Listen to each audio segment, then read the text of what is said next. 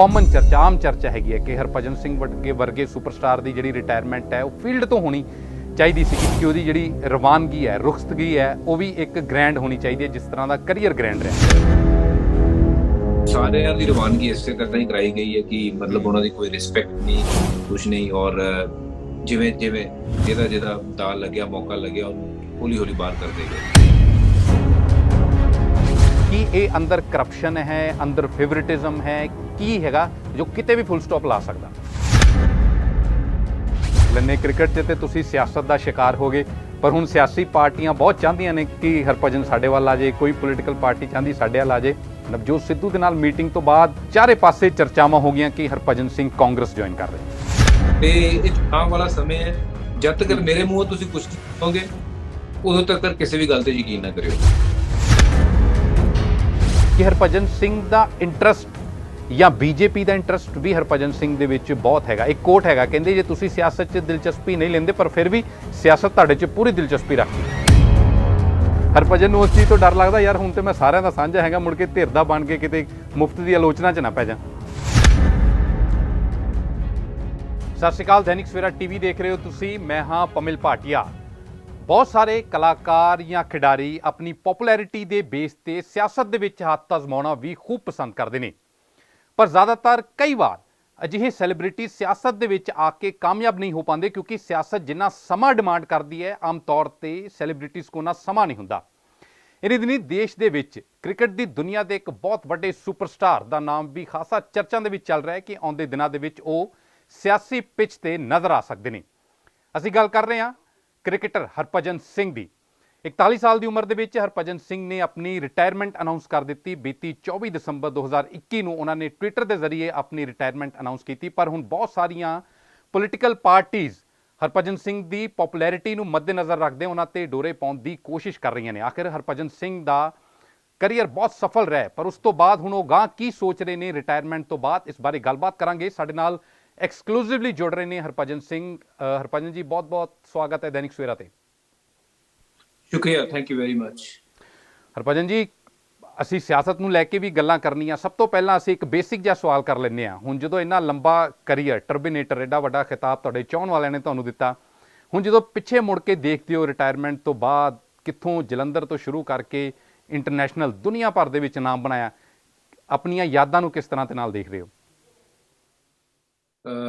मैं जी बहुत शुक्रगुजार हाँ उस मालिक दा और सारे मेरे उन्हां लोगों का जिन्होंने मेरा साथ दिता, मेरे परिवार का, मेरे माता पिता, मेरी भैणां ते हर एक जलंधर वासी नहीं पूरे पंजाब वासी नहीं पूरे हिंदुस्तान के वासियों का शुक्रगुजार मैनू इन्ना प्यार दिता और उन्होंने प्यार सदका मैं इन्ने लंबे समय तक मैं टीम इंडिया लिए खेल सकिया, परफॉर्म कर सकिया, बहुत सारे मैच जिता सकिया।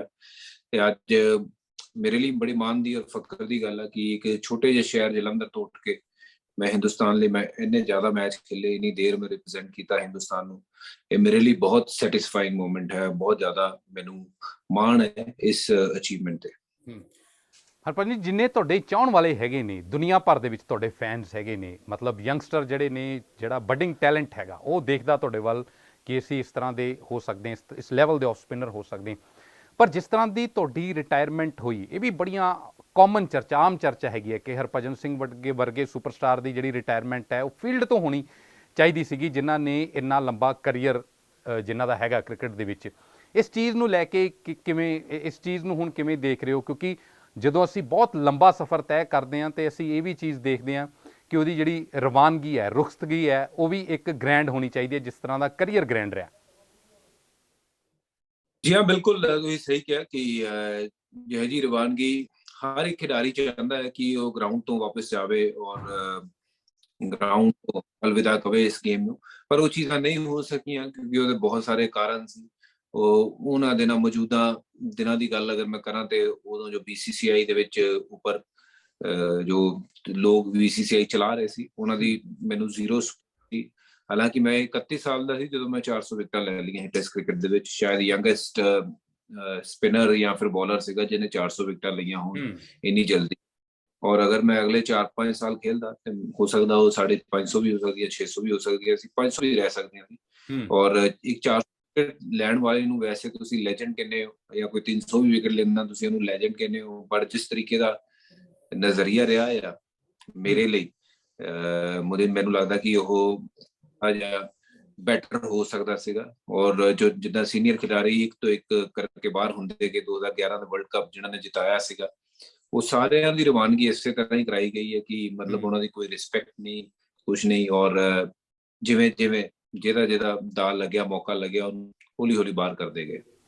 ਕਿਉਂਕਿ ਬਹੁਤ ਵੱਡੇ ਨਾਮ ਲਏ ਜਾਂਦੇ ਨਾ ਇਹਦੇ ਵਿੱਚ, ਰਾਹੁਲ ਡਰਾਵਿਡ, ਵਿਰੇਂਦਰ ਸਹਿਵਾਗ ਵਰਗੇ ਨਾਮ, ਜਾਂ ਤੁਹਾਡੇ ਜਿਹੜੇ ਸਭ ਤੋਂ ਖਾਸ ਦੋਸਤ ਮੰਨੇ ਜਾਂਦੇ ਆ ਯੁਵਰਾਜ ਸਿੰਘ, ਇਹ ਸਾਰੇ ਜਿੰਨੇ ਵੱਡੇ ਨਾਮ ਸੀਗੇ ਉਨੀ ਹੀ ਇਹਨਾਂ ਦੀ ਰਿਟਾਇਰਮੈਂਟ ਬੜੀ ਅਣਚਾਹੇ ਢੰਗ ਦੇ ਨਾਲ ਹੋਈ। ਇਹ ਕਿਸ ਤਰ੍ਹਾਂ ਦੀ ਇੰਟਰਨਲ ਪੋਲਿਟਿਕਸ ਹੈ, ਜਾਂ ਕਿਉਂ ਜਿਹੜੇ ਬਹੁਤ ਵੱਡੇ ਨਾਮ ਹੈ ਉਹਨਾਂ ਦੀ ਰਿਟਾਇਰਮੈਂਟ ਜਾਂ ਰੁਖਸਤਗੀ ਇਸ ਤਰ੍ਹਾਂ ਦੇ ਨਾਲ ਹੁੰਦੀ ਹੈ? ਨਹੀਂ, ਬਿਲਕੁਲ ਦੇਖਿਓ, ਜਿਹੜੇ ਵੱਡੇ ਨਾਮਾਂ ਦੀ ਤੁਸੀਂ ਗੱਲ ਕੀਤੀ ਆ, ਇਹ ਵੱਡੇ ਨਾਮ ਸਿਰਫ ਔਰ ਸਿਰਫ ਇਸੇ ਲਈ ਬਣੇ ਕਿਉਂਕਿ ਇਹ ਮੈਚ ਗਰਾਊਂਡ 'ਚ ਖੇਲਦੇ ਸੀ ਔਰ ਬਹੁਤ ਮੈਚ ਜਿਤਾਉਂਦੇ ਸੀਗੇ। ਔਰ ਜੋ ਇਹਨਾਂ ਨੇ ਨਾਮ ਕਮਾਇਆ ਉਹ ਗਰਾਊਂਡ ਦੇ ਵਿੱਚੋਂ ਕਮਾਇਆ ਹੈ। ਔਰ ਐਸੇ ਵੱਡੇ ਨਾਮਾਂ ਨੂੰ ਜਦੋਂ ਤੁਸੀਂ ਬਿਨਾਂ ਉਹ ਰਿਸਪੈਕਟ ਦੇ ਟੀਮ ਤੋਂ ਬਾਹਰ ਕੱਢ ਦਿੰਦੇ ਹੋ, ਜਾਂ ਫਿਰ ਉਹਨਾਂ ਨੂੰ ਲਾਸਟ ਮੈਚ ਜੋ ਮਿਲਣਾ ਚਾਹੀਦਾ ਸੀ ਨਹੀਂ ਮਿਲਦਾ, ਤੇ ਉਹਦੇ ਕਾਰਨ ਕੀ ਹੈ ਇਹ ਸਾਨੂੰ ਨਹੀਂ ਪਤਾ। ਬਟ ਉਹਨਾਂ ਦਿਨਾਂ ਦੀ ਜੋ BCCI ਸੀ, ਜਾਂ ਉਹਦੇ ਵਿੱਚ ਜੋ ਚਲਾਉਣ ਵਾਲੇ BCCI ਚਲਾਉਣ ਵਾਲੇ, ਉਹ ਸ਼ਾਇਦ ਇਸ ਹੱਕ 'ਚ ਨਹੀਂ ਸੀ। ਔਰ ਅਗਰ ਸਾਡੀ ਸਪੋਰਟ ਹੁੰਦੀ ਤੇ ਆਈ ਐਮ ਸ਼ੋਰ ਕਿ ਹੋਰ 4-5 ਸਾਲ ਲੰਬੇ ਕੈਰੀਅਰ ਸਾਡੇ ਸਾਰਿਆਂ ਦੇ ਹੋ ਜਾਣੇ ਸੀ। ਕਿਉਂਕਿ 31 ਸਾਲ ਦੇ ਵਿੱਚ ਮੈਂ ਆਪਣੇ ਪ੍ਰੋਪਰ ਪੀਕ ਤੇ ਸੀਗਾ, ਕਿਉਂਕਿ ਮੈਂ 17.5 ਸਾਲ ਤੋਂ ਕ੍ਰਿਕਟ ਖੇਲਣੀ ਸ਼ੁਰੂ ਕੀਤੀ ਸੀ। ਜਦ ਤੱਕ ਮੈਂ 30 ਸਾਲ ਹੋਇਆ ਉਦੋਂ ਤੱਕ ਮੈਂ ਗੇਮ ਨੂੰ ਸਮਝਣ ਲੱਗ ਪਿਆ ਸੀ। ਔਰ ਜਿੱਦਾਂ ਹੀ ਗੇਮ ਦੀ ਸਮਝ ਆਈ, ਉਹ ਕਹਿੰਦੇ ਹੁਣ ਤੁਸੀਂ ਘਰ ਬੈਠੋ, ਕਿਉਂਕਿ ਹੁਣ ਸ਼ਾਇਦ ਉਹ ਕਹਿੰਦੇ ਆ ਨਾ ਕਿ ਜਦੋਂ ਜਿਹੜਾ ਇਸਤੇਮਾਲ ਕਰਨਾ ਇਸਤੇਮਾਲ ਕਰੋ, ਉਸ ਤੋਂ ਬਾਅਦ ਉਹਨੂੰ ਜ਼ਰੂਰਤ ਨਹੀਂ। ਉਹ ਜਿਹਾ ਵਰਤਾਵ ਰਿਹਾ, ਨਾ ਕਿ ਮੇਰੇ ਨਾਲ ਹੀ, ਬਟ ਮੈਂ ਕਹਾਂਗਾ ਕਿ VVS ਲਕਸ਼ਮਣ, ਰਾਹੁਲ ਡਰਾਵਿਡ, ਜਾਂ ਫਿਰ ਵਿਰੇਂਦਰ ਸਹਿਵਾਗ, ਬਹੁਤ ਵੱਡੇ ਵੱਡੇ ਖਿਡਾਰੀ ਹੋਏ। Yuvraj Singh, 2 man of the series ਜੋ ਕਿ ਇੰਡੀਆ ਵਰਲਡ ਕੱਪ ਜਿੱਤਿਆ, ਉਹਦੇ ਵਿੱਚ ਯੁਵਰਾਜ ਸਿੰਘ ਦੀ ਅਗਰ ਪਰਫਾਰਮੈਂਸ ਸਾਈਡ ਤੇ ਕਰ ਦੋ ਤੇ ਸ਼ਾਇਦ ਇੰਡੀਆ ਸੈਮੀਫਾਈਨਲ ਤੱਕ ਵੀ ਨਹੀਂ ਪਹੁੰਚ ਸਕਦਾ ਸੀਗਾ।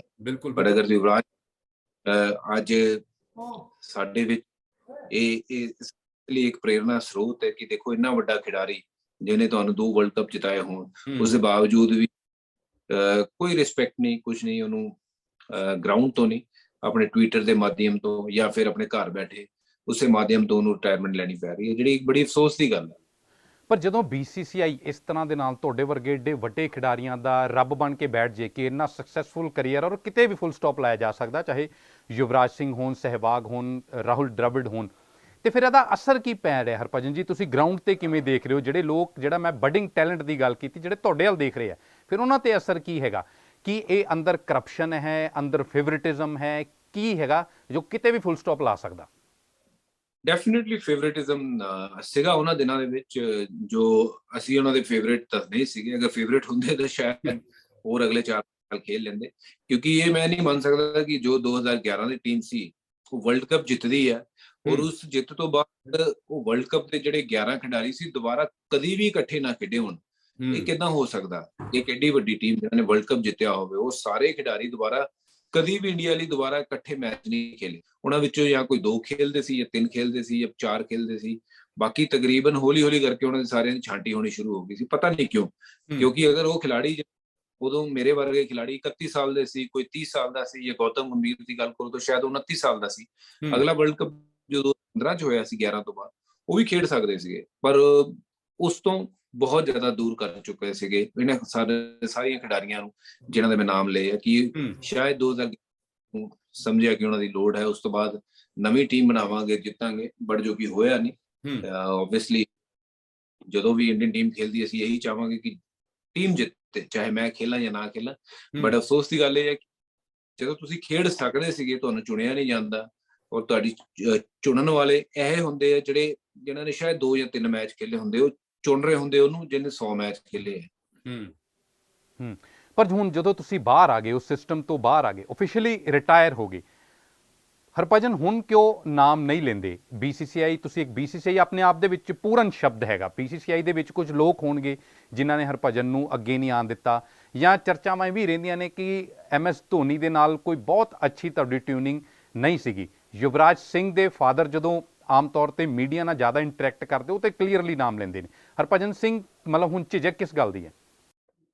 ਨਹੀਂ, ਕੋਈ ਮੈਨੂੰ ਨਾ ਜ਼ਿੰਦਗੀ 'ਚ ਕਦੀ ਝਿਜਕ ਸੀ ਔਰ ਨਾ ਹੀ ਹੈ। ਮੈਂ ਤਾਂ ਤੁਹਾਨੂੰ ਕਹਿ ਰਿਹਾ ਕਿ BCCI ਦੇ ਉਹਨਾਂ ਦਿਨਾਂ ਦੇ ਜੋ ਚਲਾਉਣ ਵਾਲੇ ਸੀਗੇ, ਹੁਣ ਤੁਸੀਂ ਜਾ ਕੇ ਉਹ ਫਰੋਲ ਸਕਦੇ ਹੋ ਕਿ ਕੌਣ ਉਸ ਟਾਈਮ BCCI ਚਲਾ ਰਿਹਾ ਸੀ, ਕਿੱਥੇ ਦੇ ਲੋਕ ਸੀ ਕਿ ਆਪਣੇ ਲੋਕਾਂ ਨੂੰ ਪ੍ਰਮੋਟ ਕਰ ਰਹੇ ਸੀ, ਤੇ ਕੌਣ-ਕੌਣ ਉਸ ਪੂਰੇ ਖੇਡ ਦੇ ਵਿੱਚ ਸ਼ਾਮਿਲ ਸੀ, ਜਿਹੜੀ ਉਹ ਸਾਜ਼ਿਸ਼ ਜਿਹੜੀ ਰਚੀ ਜਾ ਰਹੀ ਸੀ।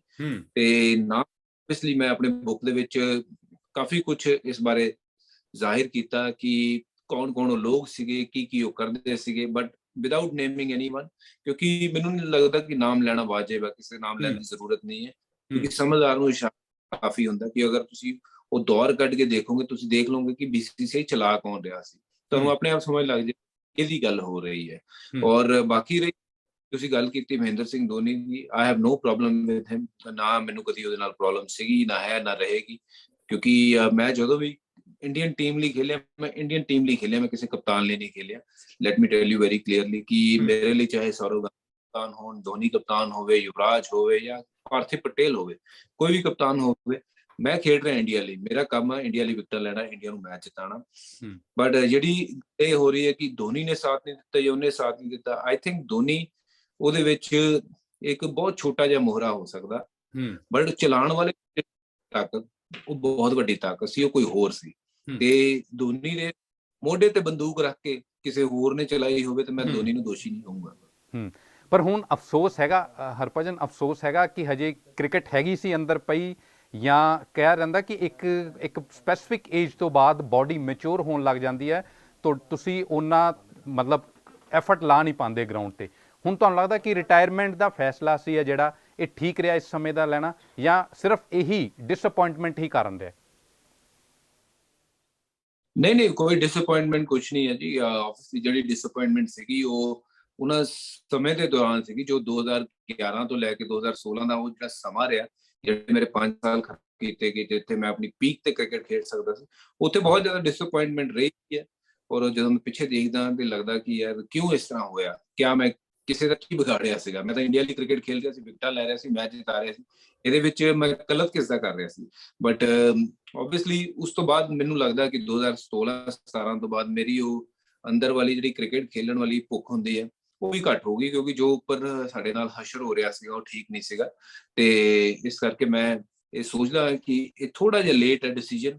ਹੋ ਸਕਦਾ ਅਗਰ ਮੈਂ ਲਗਾਤਾਰ ਖੇਲਦਾ ਰਹਿੰਦਾ 2011 ਤੋਂ 15-16 ਤੱਕ ਖੇਲਦਾ, ਮੈਂ ਆਪਣੇ ਆਪ ਹੀ ਛੱਡ ਦਿੰਦਾ। ਬਟ ਮੈਨੂੰ ਇੱਕ ਇੰਤਜ਼ਾਰ ਸੀਗਾ ਕਿ ਮੈਂ ਅੱਛਾ ਕਰ ਰਿਹਾ, ਈਵਨ T20 IPL ਦੇ ਵਿੱਚ ਮੈਂ ਹਮੇਸ਼ਾ, ਤੁਸੀਂ ਮੇਰਾ ਅਗਰ ਰਿਕਾਰਡ ਕੱਢ ਕੇ ਦੇਖੋ 2 ਸਾਲ ਤੋਂ ਮੈਂ IPL ਖੇਲਿਆ ਵੀ ਬਹੁਤ ਘੱਟ ਆ, ਪਰ ਮੇਰਾ ਰਿਕਾਰਡ ਅਗਰ ਦੇਖੋਗੇ ਤੇ ਅੱਜ ਵੀ ਮੈਂ ਨੰਬਰ 4 ਜਾਂ 5 ਦਾ ਗੇਂਦਬਾਜ਼ ਹਾਂ ਜਿਹਨੇ ਸਭ ਤੋਂ ਜ਼ਿਆਦਾ ਵਿਕਟਾਂ ਲਿੱਤੀਆਂ। ਤੇ ਅਗਰ 3 ਸਾਲ ਪਹਿਲਾਂ ਚਲੇ ਜਾਓ ਨੰਬਰ 2 ਦਾ ਗੇਂਦਬਾਜ਼ ਸੀਗਾ, ਤੇ ਅਗਰ ਨੰਬਰ 2 ਦਾ ਗੇਂਦਬਾਜ਼ ਕਿ ਜਿਹੜਾ ਓਵਰਆਲ ਵਿਕਟ ਟੈਲੀ ਦੇ ਵਿੱਚ ਨੰਬਰ 2 ਤੇ ਹੋਵੇ, ਉਹ ਟੀਮ ਇੰਡੀਆ ਤੇ ਆਪਣੇ ਆਪ ਬੜੀ ਹੈਰਾਨੀ ਵਾਲੀ ਗੱਲ ਹੈ ਕਿ ਉਹ ਬੰਦਾ IPL 'ਚ ਤਾਂ ਬੜਾ ਸਕਸੈਸਫੁਲ ਆ, ਔਰ ਉਹਨਾਂ ਹੀ ਪਲੇਅਰਾਂ ਨੇ ਅਗੇਂਸਟ ਸਕਸੈਸਫੁਲ ਆ ਜਿਹੜੇ ਉਹਦੇ ਅਗੇਂਸਟ ਖੇਲਦੇ ਆ, ਵੱਡੇ ਪਲੇਅਰ ਜਿਹੜੇ ਇੰਟਰਨੈਸ਼ਨਲ ਖੇਲਦੇ। ਪਰ ਜਦੋਂ ਇੰਟਰਨੈਸ਼ਨਲ ਗੱਲ ਹੁੰਦੀ ਇੰਟਰਨੈਸ਼ਨਲ ਮੈਚਾਂ ਦੀ, ਉਦੋਂ ਸਿਲੈਕਟ ਨਹੀਂ ਕੀਤਾ ਜਾਂਦਾ।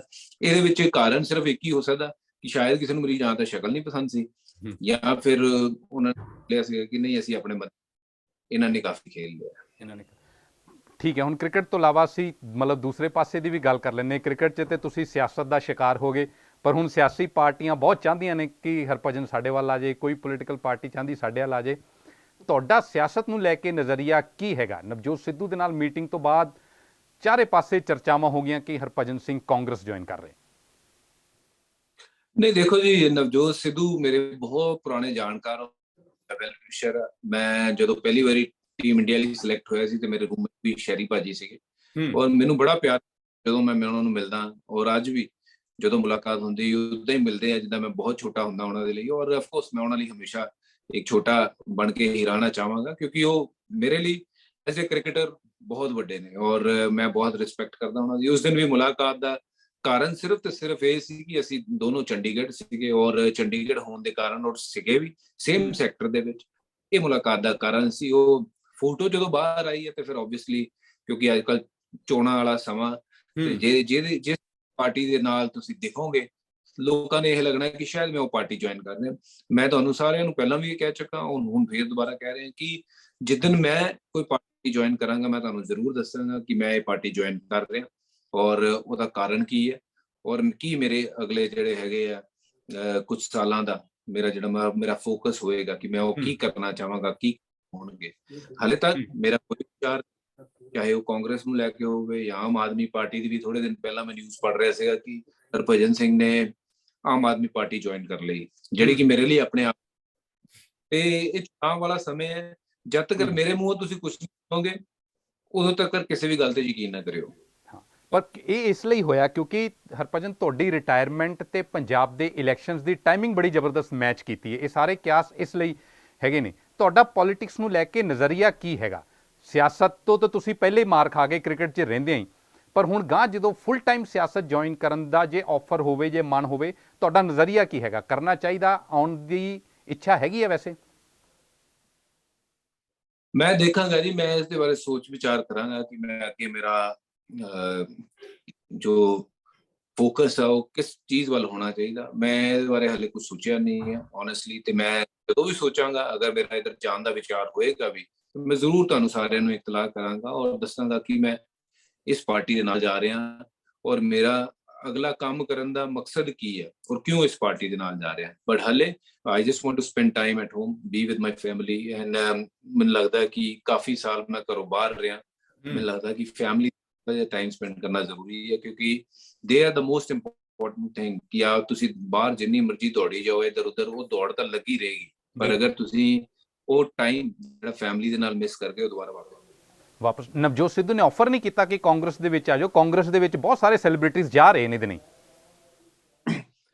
ਦੇਖੋ, ਇਹ ਪੋਲੀਟੀਕਲ ਗੱਲਾਂ, ਹਰ ਕੋਈ ਚਾਹੇਗਾ ਕਿ ਮੈਨੂੰ ਇਧਰੋਂ ਜੁਆਇਨ ਕਰਵਾ ਲਓ ਜਾਂ ਉਧਰੋਂ ਜੁਆਇਨ ਕਰਵਾ ਲਓ, ਬਟ ਤੁਹਾਨੂੰ ਮੈਂ ਪਹਿਲਾਂ ਵੀ ਦੱਸ ਚੁੱਕਿਆ ਕਿ ਮੈਂ ਖੁਦ ਸੋਚਾਂਗਾ ਕਿ ਮੈਂ ਕੀ ਕਰਨਾ, ਔਰ ਜਦੋਂ ਮੇਰਾ ਕਦੇ ਮਨ ਬਣੇਗਾ, ਔਰ ਮੈਂ ਕੋਈ ਵੀ ਕੰਮ 100% ਤੋਂ ਥੱਲੇ ਕਰਦਾ ਨਹੀਂ। ਅਗਰ ਮੈਂ ਕ੍ਰਿਕਟ ਵੀ ਖੇਲੀ, ਮੈਂ ਆਪਣਾ 100% ਤੋਂ, ਔਰ ਅਗਰ ਮੈਂ ਅੱਗੇ ਜਾ ਕੇ ਕਦੀ ਪੋਲਿਟਿਕਸ ਦੇ ਵਿੱਚ ਆਉਣਾ ਵੀ ਹੈ ਤੇ ਮੈਂ 100% ਅਗਰ ਕਰ ਸਕਾਂ, ਟਾਈਮ ਦੇ ਸਕਾਂ, ਜਿੱਦਾਂ ਤੁਸੀਂ ਗੱਲ ਕੀਤੀ ਹੈ, ਤਾਂ ਹੀ ਮੈਂ ਇਸ ਪਾਸੇ ਵੱਲ ਰੁਖ ਕਰਾਂਗਾ। ਨਹੀਂ ਤਾਂ ਫਿਰ ਮੈਂ ਅਗਰ 90% ਵੀ ਆਪਣਾ ਮੈਂ ਕਹਾਂ ਕਿ ਦੇਵਾਂਗਾ ਤੇ 10% ਨਹੀਂ ਦੇਵਾਂਗਾ, ਤੇ ਸ਼ਾਇਦ ਉਹ ਮੁਕਾਮ ਤੇ ਮੈਂ ਪਹੁੰਚ ਨਹੀਂ ਸਕਾਂਗਾ ਜਿੱਥੇ ਮੈਂ ਪਹੁੰਚਣਾ ਚਾਹਾਂਗਾ।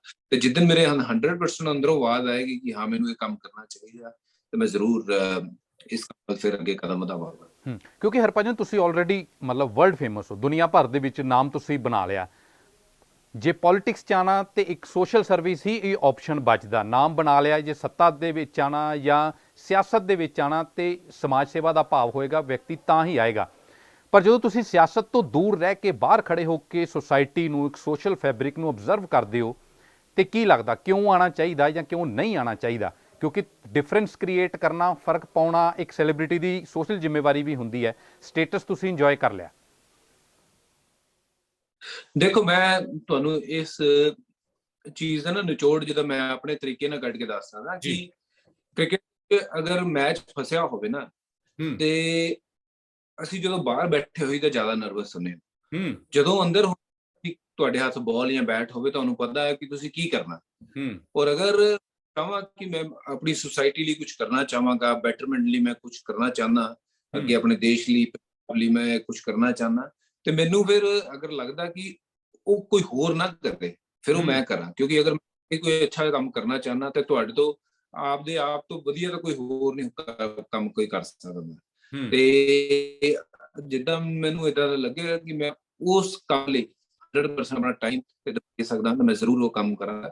ਔਰ ਦੇਖੋ, ਦੇਸ਼ ਦੀ ਮੈਂ ਪਹਿਲਾਂ ਵੀ ਸੇਵਾ ਕਰ ਰਿਹਾ ਕ੍ਰਿਕਟ ਖੇਲਦੇ, ਔਰ ਅੱਜ ਵੀ ਅਗਰ ਮੈਨੂੰ ਅੱਗੇ ਜਾ ਕੇ ਮੈਨੂੰ ਲੱਗੇਗਾ ਕਿ ਮੈਨੂੰ ਇਸ ਕੰਮ ਕਰਨਾ ਚਾਹੀਦਾ, ਤਾਂ ਮੈਂ ਜ਼ਰੂਰ ਇਸ ਕੰਮ ਦੇ ਵਿੱਚ ਆਵਾਂਗਾ ਔਰ ਜ਼ਰੂਰ ਦੇਸ਼ ਲਈ ਕੁਝ ਕਰਨਾ ਚਾਹਾਂਗਾ। ਮੈਂ ਇੱਕ ਚੀਜ਼ ਹੋਰ ਜਾਣਨਾ ਚਾਹੁੰਦਾ ਤੁਹਾਡੇ ਮੂੰਹ, ਸਿਰਫ ਇੱਕ ਤੁਸੀਂ ਆਪਣੇ ਢੰਗ ਦੇ ਨਾਲ ਬਿਲਕੁਲ ਜਵਾਬ ਦੇ ਚੁੱਕੇ ਹੋ, ਪਰ ਮੈਂ ਸਪੈਸੀਫਿਕਲੀ ਇੱਕ ਸਵਾਲ ਲੈਣਾ ਚਾਹੁੰਦਾ, ਕਿਉਂਕਿ ਸੋਸ਼ਲ ਮੀਡੀਆ ਤੇ ਜਾਂ ਅਦਰਵਾਈਜ਼ ਚਰਚਾਵਾਂ ਬਹੁਤ ਨੇ, ਪੋਸਟਾਂ ਬਹੁਤ ਪਈਆਂ ਹੋਈਆਂ ਕਿ ਹਰਭਜਨ ਸਿੰਘ ਦਾ ਇੰਟਰਸਟ ਜਾਂ ਬੀਜੇਪੀ ਦਾ ਇੰਟਰਸਟ ਵੀ ਹਰਭਜਨ ਸਿੰਘ ਦੇ ਵਿੱਚ ਬਹੁਤ ਹੈਗਾ। ਇੱਕ ਕੋਟ ਹੈਗਾ, ਕਹਿੰਦੇ ਜੇ ਤੁਸੀਂ ਸਿਆਸਤ 'ਚ ਦਿਲਚਸਪੀ ਨਹੀਂ ਲੈਂਦੇ, ਪਰ ਫਿਰ ਵੀ ਸਿਆਸਤ ਤੁਹਾਡੇ 'ਚ ਪੂਰੀ ਦਿਲਚਸਪੀ ਰੱਖਦੀ ਹੈ। ਦੇਖੋ, ਇਹ ਮੈਨੂੰ ਨਹੀਂ ਪਤਾ ਜੀ ਮੇਰੇ 'ਚ ਸਿਆਸਤ ਦਿਲਚਸਪੀ ਰੱਖਦੀ ਹੈ ਜਾਂ ਕਿੰਨੀ ਕੁ ਰੱਖਦੀ ਹੈ। ਔਰ ਮੈਂ ਤੁਹਾਨੂੰ ਇੱਕ ਗੱਲ ਦੱਸਣਾ, ਪਿਛਲੇ 5 ਸਾਲ ਪਹਿਲਾਂ ਜਦੋਂ ਇਲੈਕਸ਼ਨ ਹੋਈ ਸੀ, 4 ਸਾਲ ਬਾਅਦ ਜਦੋਂ ਵੀ ਉਦੋਂ ਮੈਨੂੰ ਦੋਨੇ ਪਾਰਟੀਆਂ ਨੇ ਪੁੱਛਿਆ ਸੀਗਾ ਕਿ ਤੁਸੀਂ ਜੁਆਇਨ ਕਰਨਾ ਚਾਹੋਗੇ, ਬਟ ਮੇਰੇ ਕੋਲ ਉਦੋਂ ਨਾ ਸਮੇਂ ਸੀ, ਨਾ ਹੀ ਮੈਂ ਇਸ ਕੰਮ ਵਿੱਚ ਪੈਣਾ ਚਾਹੁੰਦਾ ਸੀ, ਕਿਉਂਕਿ ਮੈਂ ਬਹੁਤ ਬਿਜ਼ੀ ਸੀ ਆਪਣੇ ਨਿੱਜੀ ਕੰਮਾਂ ਦੇ ਵਿੱਚ, ਮੈਂ ਰਿਹਾ ਸੀ। ਹੁਣ ਅੱਗੇ ਜਾ ਕੇ ਮੈਂ ਦੇਖਾਂਗਾ ਕਿ ਕੀ ਕਰਨਾ, ਕਿਉਂਕਿ ਮੈਂ ਹੁਣ ਕ੍ਰਿਕਟ ਦਾ ਜਿਹੜਾ ਮੇਰਾ ਇੱਕ ਚੈਪਟਰ ਸੀਗਾ ਉਹ ਤਾਂ ਮੈਂ ਖਤਮ ਕਰ ਲਿੱਤਾ ਹੈਗਾ। ਹੁਣ ਮੈਂ ਅੱਗੇ ਜ਼ਿੰਦਗੀ ਦੇ ਵਿੱਚ ਅਗਲਾ ਚੈਪਟਰ ਜਿਹੜਾ ਸ਼ੁਰੂ ਕਰਨਾ, ਉਹ ਕੀ ਹੋਏਗਾ ਮੈਨੂੰ ਹਲੇ ਖੁਦ ਨਹੀਂ ਪਤਾ। ਔਰ ਮੈਂ ਤੁਹਾਨੂੰ ਬਾਰ-ਬਾਰ ਕਹਿ ਰਿਹਾ ਕਿ ਜਿਸ ਦਿਨ ਅਗਰ ਮੈਂ ਇਸ ਪਾਸੇ ਵਾਲਾ ਕੋਈ ਪੋਲੀਟੀਕਲ ਚੈਪਟਰ ਅਗਰ ਸ਼ੁਰੂ ਕਰਾਂਗਾ ਜ਼ਿੰਦਗੀ ਦਾ, ਤਾਂ ਮੈਂ ਜ਼ਰੂਰ ਤੁਹਾਨੂੰ ਸਾਰਿਆਂ ਨੂੰ ਦੱਸਾਂਗਾ। ਜਿਵੇਂ ਤੁਸੀਂ ਮੈਨੂੰ ਕ੍ਰਿਕਟ 'ਚ ਪਿਆਰ ਦਿੱਤਾ, ਅਗਰ ਮੈਂ ਪੋਲੀਟੀਕਲ ਕੈਰੀਅਰ ਸ਼ੁਰੂ ਕਰਨ ਜਾਵਾਂ, ਮੈਨੂੰ ਉਦੋਂ ਤੁਹਾਡਾ ਪਿਆਰ ਤੇ ਦੁਆਵਾਂ ਜਾਂ ਫਿਰ ਵਿਸ਼ੇਸ ਉਦਾਂ ਹੀ ਚਾਹੀਦੀਆਂ ਹੋਣਗੀਆਂ, ਕਿਉਂਕਿ ਵਿਦਆਊਟ ਤੁਹਾਡੀ ਸਾਰਿਆਂ ਦੀ ਸਪੋਰਟ ਉਹ ਕੰਮ ਇਕੱਲਾ ਕੋਈ ਨਹੀਂ ਕਰ ਸਕਦਾ। ਕਿਉਂਕਿ ਇੱਕ ਬੰਦਾ ਸਿਰਫ ਤੇ ਸਿਰਫ ਮੁਹਿੰਮ ਲੈ ਕੇ ਚੱਲ ਸਕਦਾ ਕਿ ਮੈਂ ਕੰਮ ਕਰਨਾ, ਬਟ ਉਹਦੇ ਨਾਲ ਅਗਰ ਬਾਹਾਂ ਨਹੀਂ ਜੁੜਨਗੀਆਂ ਤਾਂ ਕੋਈ ਵੀ ਕੰਮ ਜਿਹੜਾ ਹੈਗਾ ਉਹ ਸਾਕਾਰ ਨਹੀਂ ਹੋ ਸਕਦਾ। ਬਿਲਕੁਲ, ਮੈਂ ਇਸ ਲਈ ਸਵਾਲ ਕੀਤਾ ਸੀਗਾ ਕਿਉਂਕਿ ਤੁਸੀਂ ਫਿਲਹਾਲ ਮਤਲਬ ਦੇਸ਼ ਦੇ ਹੀਰੋ ਹੈਗੇ ਹੋ, ਦੇਸ਼ ਦੇ ਹੀਰੋ ਹੈਗੇ ਹੋ, ਤੁਸੀਂ ਸਭ ਦੇ ਸਾਂਝੇ ਹੈਗੇ ਹੋ। ਹਰਭਜਨ ਸਿੰਘ ਸਾਰੇ ਦੇਸ਼ ਦਾ ਹੈ। ਜਦੋਂ ਤੁਸੀਂ ਇੱਕ ਸਪੈਸੀਫਿਕ ਪਾਰਟੀ ਦੇ ਨਾਲ ਜੁੜਦੇ ਹੋ, ਫਿਰ ਤੁਸੀਂ ਬਾਕੀ ਦੀਆਂ 3 ਦਿਸ਼ਾਵਾਂ ਤੋਂ ਕੱਟ ਜਾਂਦੇ ਹੋ। ਫਿਰ ਤੁਹਾਡਾ ਕ੍ਰਿਟਿਸਿਜ਼ਮ ਵੀ ਹੁੰਦਾ, ਤੁਹਾਡੇ ਗੜੇ ਮੁਰਦੇ ਵੀ ਉਖਾੜੇ ਜਾਂਦੇ ਆ, ਕਈ ਵਾਰੀ ਨਾ ਚਾਹੁੰਦੇ ਹੋਏ ਵੀ ਅਣਚਾਹਿਆ ਕ੍ਰਿਟਿਸਿਜ਼ਮ ਵੀ ਹੁੰਦਾ। ਹਰਭਜਨ ਨੂੰ ਉਸ ਚੀਜ਼ ਤੋਂ ਡਰ ਲੱਗਦਾ, ਯਾਰ ਹੁਣ ਤੇ ਮੈਂ ਸਾਰਿਆਂ ਦਾ ਸਾਂਝਾ ਹੈਗਾ, ਮੁੜ ਕੇ ਧਿਰ ਦਾ ਬਣ ਕੇ ਕਿਤੇ ਮੁਫਤ ਦੀ ਆਲੋਚਨਾ 'ਚ ਨਾ ਪੈ ਜਾ। ਬਿਲਕੁਲ ਜੀ, ਇਹ ਬਹੁਤ ਸੋਚ ਸਮਝ ਕੇ ਇਹਦੇ ਉੱਤੇ ਬੰਦੇ ਨੂੰ ਡਿਸੀਜਨ ਲੈਣਾ ਚਾਹੀਦਾ, ਕਿਉਂਕਿ ਜੋ ਤੁਸੀਂ ਗੱਲ ਕਹੀ ਹੈ ਕਿ ਜੇ ਤੁਸੀਂ ਕਿਸੇ ਵੀ ਇੱਕ ਪੋਲੀਟੀਕਲ ਪਾਰਟੀ ਨਾਲ ਜੁੜੋਗੇ ਤੇ ਵਾਜਿਬ ਗੱਲ ਹੈ ਕਿ ਦੂਸਰੀ ਪੋਲੀਟੀਕਲ ਪਾਰਟੀਆਂ ਨੇ ਕੋਈ ਨਾ ਕੋਈ ਚੀਜ਼ ਲੱਭਣੀ ਹੈ ਕਿ ਜਿਹਦੇ ਕਰਕੇ ਤੁਹਾਨੂੰ ਥੋੜਾ ਜਿਹਾ ਪਿੱਛੇ। ਤੇ ਸਾਡੇ ਵਰਗੇ ਬੰਦੇ ਜਿਨ੍ਹਾਂ ਨੇ ਦੇਸ਼ ਦੀ ਸੇਵਾ ਕੀਤੀ ਹੋਵੇ, ਇੰਨੇ ਸਾਲ ਦੇਸ਼ ਲਈ ਕ੍ਰਿਕਟ ਖੇਡੀ ਹੋਵੇ, ਜਿਨ੍ਹਾਂ ਨੂੰ ਸਿਰਫ ਹਵਾਵਾਂ ਮਿਲੀਆਂ ਹੋਣ, ਏਦਾਂ ਨਹੀਂ ਕਿ ਕ੍ਰਿਟਿਸਿਜ਼ਮ ਪਹਿਲੋਂ ਗਰਾਊਂਡ 'ਚ ਜਦੋਂ ਹਾਰਦੇ ਸੀ ਨਹੀਂ ਹੁੰਦਾ ਸੀਗਾ, ਬਟ ਉਹ ਉਸ ਵੇਲੇ ਦਾ ਹੀ ਸੀਗਾ, ਬਟ ਇਹ ਫਿਰ ਕੁਝ ਪਰਮਾਨੈਂਟ ਹੀ ਹੋ ਜਾਂਦਾ। ਇਸ 'ਚ ਪਰਸਨਲ ਹੋ ਜਾਂਦੀਆਂ ਕਈ ਵਾਰੀ ਚੀਜ਼ਾਂ ਬਹੁਤ।